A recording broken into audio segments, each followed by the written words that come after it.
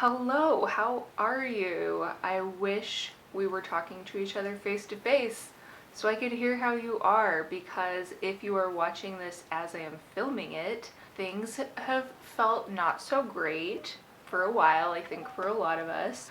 I'm not going to go too much into the details of that, but we're still in an ongoing pandemic and it's like, it just feels like things are kind of crappy, which is maybe an understatement. But what I'm here to show you today is a little escapism, I think. So one of the coping mechanisms that I have been doing for myself lately has been turning to items from like the 60s and the 70s. I don't know why, but it kind of all started happening at once. Like, I have a friend who recently purchased a home and it came with all of this stuff from the previous owner, and it was a lot of cool things from like the 60s and the 70s, and I ended up taking home a lot of that stuff.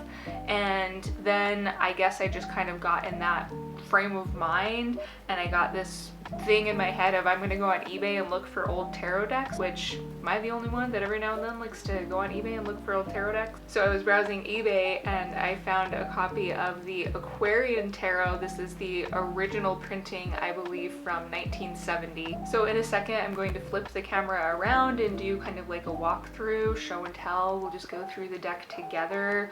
I did open the box just briefly and glanced at it when it first came in the mail, and then my husband was there and I found myself trying to tell him all of these things about my reaction to the deck, and he is into tarot a little bit but not a super ton. So I was like, wait a minute, I'm gonna put this away for now and I'm just going to film an unboxing so I can talk about some of my thoughts with people who might care a little bit more. Obviously well, maybe it's not obvious, but I was not around in 1970, and so I don't know a lot about this deck in particular, but I do find it interesting because even though this is one I've never really been drawn to, it's definitely one I've just seen online over the years, and I see pictures of it sometimes in old books. And I think it's kind of cool to, as someone who was not around in 1970, to think about what it would have been like to be getting into tarot at that time. We are so kind of in a way spoiled in 2022 by the fact that there are tons and tons of websites that talk about tarot, tons of people all over social media. You can find decks. There's this huge boon of indie decks that's been happening for the past few years. It's just kind of cool to me to think about what would it have been like if I was coming into tarot back in the day, where you would essentially have to first of all hope that you can even find a store by you that stocks tarot decks, and then kind of just hope that they have a deck that you might like. And from what I've heard from stories from older tarot readers who were kind of getting into tarot around that time, this does seem to be one of the decks that if you walked into a random bookshop in 1970, this is probably one of the ones you were going to find, one of the few ones you were going to find. So I think it's cool to think about it from that perspective, that it probably brought a lot of people into tarot at the time, would be my guess anyway. So let me go ahead now and we'll turn the camera around and let's just take a look at this deck together. I just immediately, when I opened the package from eBay, I just kind of fell in love. Like, there's something about getting a deck that looks kind of worn down. Like, I even love seeing these beat up edges. And look at this amazing font. Can we please bring this font back? I don't know anything about fonts, but there is just this vintage retro feel to this font, and I love it. I'm totally here for it. This is in pretty good condition, honestly. Like, yes, it's scuffed up a little on the corners, but overall it's pretty great. This is also, like, I love that this older deck had this kind of matte feeling to it, because now we're seeing more of that with indie decks taking over, but I feel like a lot of mainstream printers in more recent years do glossy, and I kind of hate glossy cardstock in boxes, I really do. So this just feels good in your hands. Here's the back of the box, again a little bit beat up, but I love that. The Aquarian Tarot, an authentic reinterpretation of the medieval tarot, If you follow me on Instagram, I posted a few shots of this in my stories when I first got it, and I was kind of poking fun at this because it's obviously what this deck is basically a Rider-Waite-Smith clone. So it's funny that it was like an authentic interpretation of the medieval tarot. Yeah, you see that a lot with kind of older decks. They were going a little more in the direction of building some myths around tarot and building this like air of mystique that we don't see as much anymore these days. Okay, there's probably going to be some really awkward cuts in this video because I'm having a lot of technical difficulties getting my camera to focus on things. So I hope it turns out okay. I don't know. But anyways, it did come with this little white booklet. Let's take a look at it. I'm just glancing through the introduction, and there are some things about it that are dated. There are some things about it that are maybe dubious in their historical accuracy, but you can still see the tarot already going in a kind of psycho-spiritual direction with this deck. I like this part. The cards, in the universal language of symbols, explore man's collective unconscious and its bearing on one's personal life and growth.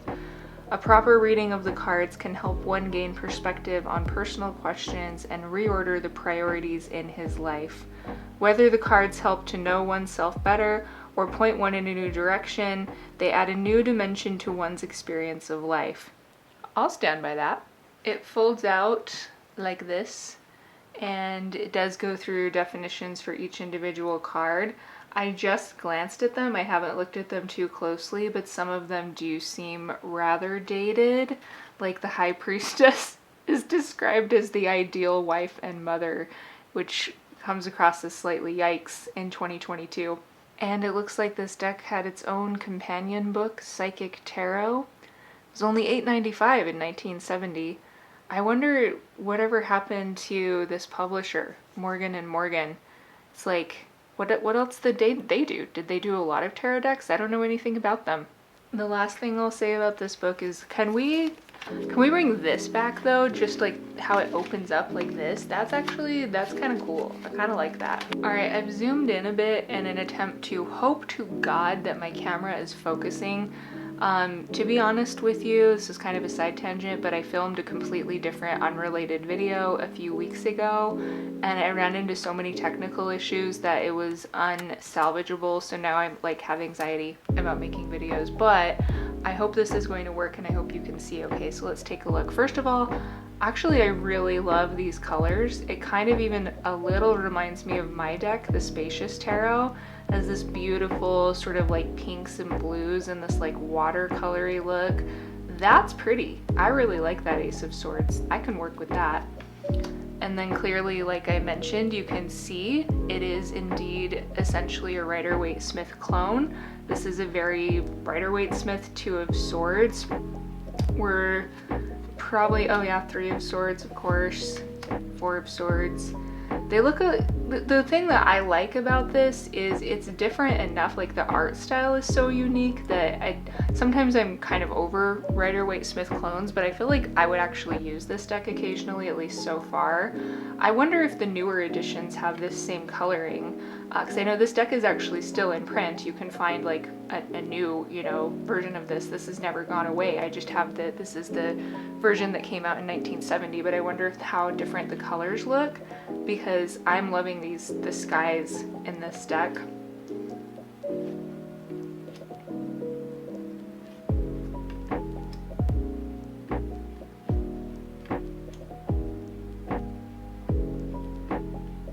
You're also going to, of course, notice not much diversity in these older decks, just a lot of white people, which again doesn't really line up with what we look for in modern decks. But I guess this is just what was happening at the time. Kind of on that note, actually, while I'm just flipping through these, I watched a video recently from Benabel Wen, and she was pointing out, because she's been in the tarot community for a while now, and she was saying it's actually been a long time. Oh, look at that Ace of Cups. Sorry, I got distracted, but that's actually really pretty. I really, really like that. Now a cat's meowing in the background. It's just all kinds of chaos going on in this video, but we're just gonna roll with it. Anyway, she was pointing out that actually the tarot community had been asking for more diversity in decks for a long time, But it wasn't until more recently where indie deck creators came on the scene that we started actually seeing a lot more of that. So I just thought that was kind of cool and interesting. Lulu, there's something about this Five of Cups that I just love. I just think that's a great Five of Cups. I know it's just basically a Rider-Waite-Smith clone, but I'm actually really liking this deck a lot more than I thought I would. I think the colors and the art style are actually very pretty.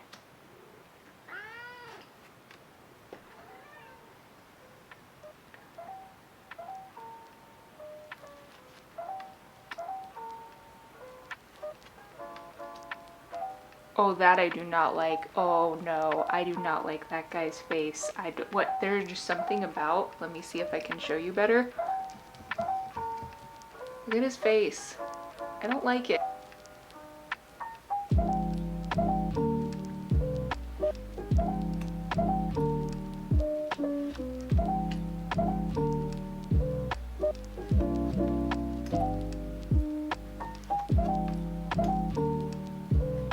I am always so partial to the fish popping out of the cup on like Rider-Waite-Smith clones in the Page of Cups. I just love it. Some of you, if you've been following me for a while, ooh, that's a cool, like the Ace of Rods, that's cool. If you've been following me for a while, you might remember when I started my business, it was called Happy Fish Tarot, and I used to have the Page of Cups from the Rider-Waite-Smith with their little fish in my logo on my website and stuff like that. Oh, that's another one where I just don't like the person's face. It's weird.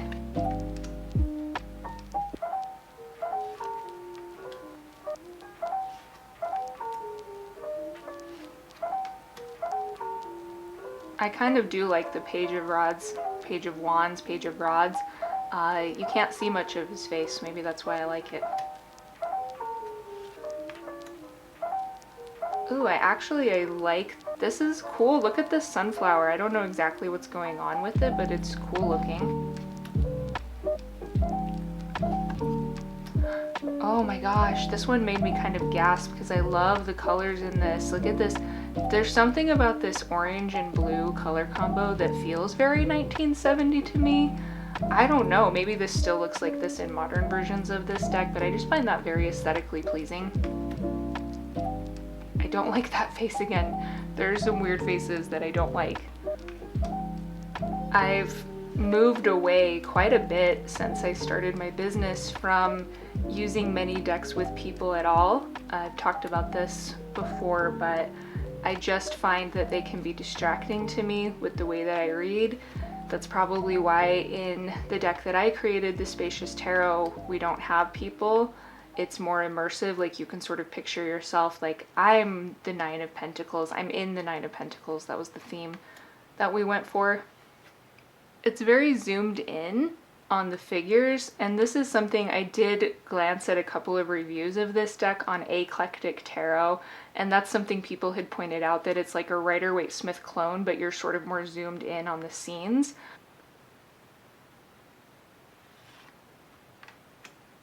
That's kind of cool. I actually am really liking this deck a lot more than I thought I would, to be honest. Yeah, that's kind of cool. I mean, I wouldn't call her the ideal wife and mother, but I do like that High Priestess.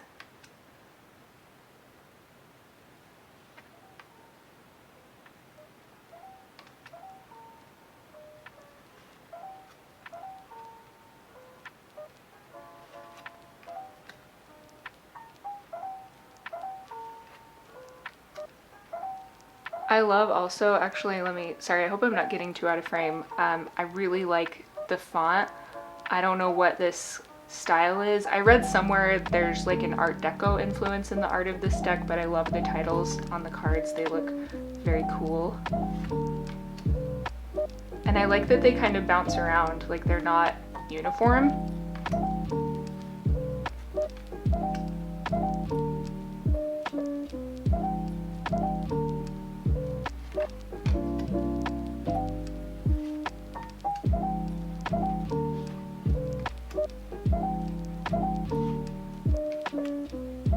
Oh, that's kind of cool. I kind of like the Death card. The Death card has a creepy face, but it's like, yeah, this one should have a creepy face because it's the Death card.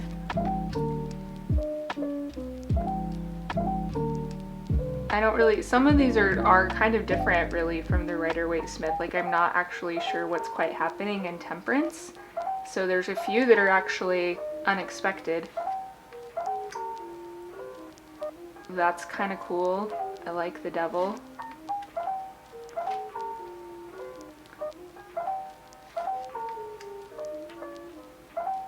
Oh, the Star, yeah, that's interesting. It's different. Yeah, that's not super Rider-Waite cloney. Oh, I love the Moon. This is probably my favorite card in this deck. Look at it. I love it.